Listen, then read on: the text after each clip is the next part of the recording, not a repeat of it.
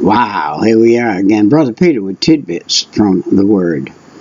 We are going into Psalm 105, and it is a covenant with Abraham. This is a man with 2 legs, 2 feet, 2 arms, 2 hands, a head like we've got, and he's a body just like ours, and he's a man. He worshipped pagan gods. His father worshipped pagan gods. His father was a great leader in a pagan god country. God called Abraham from the country. Abraham tried bringing his father with him physically, and God said, "You can't do that. My call is for you to come out and separate from that which your father had been teaching. So you must leave your father behind." So at a certain point, Abraham had to leave his father and come into another country. At that point in his life, he was Abram, not Abraham. Abraham has a total different meaning than Abram had. And so Abraham came over, and he was the promised descendant in the land from the river of Egypt to the river Euphrates. Genesis 15:18 through 21, Exodus 23 through 31, Deuteronomy 1, 7 and 8, Joshua 1 and 4. Now, you say, Brother Peter, what did you just read all them scriptures for? All those scriptures are the proof that Abram came over from where he came from. Those are the proof. Now, what is a covenant? A pure grace covenant. What is that? That's everything depends on God and nothing on man. That is a grace covenant. Everything depends on God. I loved the fact that my father always, never failing, always gave God the credit when he got in his car every time. He would say, "Lord, if I'm going to get where I'm going, you're going to have to make sure something doesn't happen. I would like you to put 2 angels on the fenders of my car." Now, my daddy drove until he couldn't drive anymore, until he was up in his 90s. 80. Well, he died at 84, so he was up in his late 80s. And but he always had God put a couple angels on his fenders. He drove over 40 times from Florida to Maine and back, and never had a wreck. My daddy, as far as I know, in Daddy's life, he never had a wreck. Never had a wreck. And that's because he depended completely on God to keep him from a wreck. That doesn't sound like much, but it is. It's a lot. So, all the way to it was an unconditional promise, a covenant of pure grace. When you talk about grace, you're talking about the streets of gold. You're talking about the grace of God is like bars of gold. We think the most precious thing would be to have a bar of gold in our hand. Well, think about it. You got grace in your hand. That's worth more than a bar of gold. What is grace? Grace is what God doesn't kill you because you don't get in His Word today. Grace is what God doesn't smite you for because you did something you weren't supposed to do today.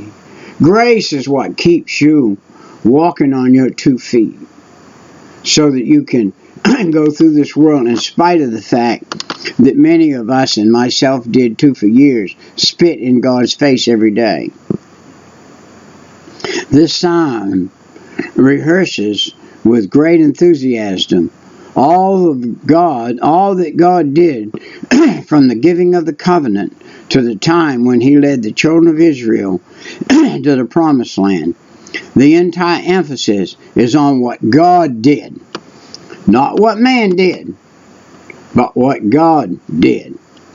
Nothing is said about Israel's sins and backsliding as in most of the historical psalms. Actually, Israel has never yet fully occupied all the territory that was promised. The closest she ever came was during the reign of Solomon, although he ruled over all the kingdoms from from the Euphrates to the border of Egypt. The people of Judah and Israel dwelt in the land from Dan to Beersheba. 1 Kings 4:21 through 25. But when her Messiah returns in power and glory, Israel's borders will be then extended to include all, A-L-L, all the land which God deeded to Abraham. When that day arrived, being Israel will sing the song with new spirit and understanding. God is going to take his children, the children of Israel, and renew his covenant that he gave to Abraham one day, and put those children in that land, and drive all of those heathens out of there. There are different kinds of bees. There are bees that are docile and they're nice. They can come land on your hand and walk around on your hand and fly off. And then there are bees that are called killer bees. They will come in and they will kill anything they can. They will sting them to death and kill them. They can kill a full-grown cow. They can land on a cow and kill him almost instantly. A whole swarm of them. They can swarm together and kill the biggest animal there is, or a human being, in just a matter of seconds. So killer bees are out there. And God has, those killer bees are all around Israel. Those guys out there that are terrorists, they are anti-God, they will not bow down to the God of heaven, and they will kill anybody else that does bow down to the God of heaven. And they're wicked people. And God said that they're marauders, and they're in a land they don't own. They're in God's land. They're on God's property. Why? Because Israel was disobedient. Because Israel did some disobedient things and lost their privileges. They include all the land which God deeded to Abraham. Give thanks and praise. 105, 1 through 6. Many of the Psalms open on a low key, then build up to a crescendo of worship. But this one begins with a verbal explanation of praise that catches up the reader in the eloquent appeal. Notice the variety of imperative verbs that are employed to the courage and the oration. The O first, O-H, oh, man. When you see that, pay attention. Oh, he said, give thanks to the Lord. Call upon his name. Make known his deeds among the people. Sing to him. Sing psalms to him. Talk of all his wondrous works. Glory in his holy name. Let the heart of those rejoice who seek the Lord. Seek the Lord in his strength. Seek his face evermore. Remember his marvelous works, which he has done, his wonders and judgments of his mouth. O seed of Abraham, his servants, your children of Jacob, his chosen ones, his covenant with Abraham. Now his covenant with Abraham extended to the Gentile, which a majority of all of us Christians are Gentiles, and we're not Jewish. And so the immediate cause of the psalmist here, in his exhalation of it, is the Aramaic covenant to Abraham in Genesis 12 and verse 7. I tell you what, I'm probably going to have to do this excerpt in 2 parts, maybe even 3, because of time. I'm going to go back to Genesis 12. I wish you would get a Bible if you're watching this and you're not in a hurry for any reason, that you would go back to Genesis chapter 12 and you would see this covenant given to Abram. Okay, verse 12. Now the Lord had said unto Abram, Get thee out of thy country, and from thy kindred, and from thy father's house, unto a land that I will show thee. And I will make of thee a great nation, and I will bless thee, and make thy name great, and thou shalt be a blessing. And I will bless them that bless thee, and curse them that curse thee.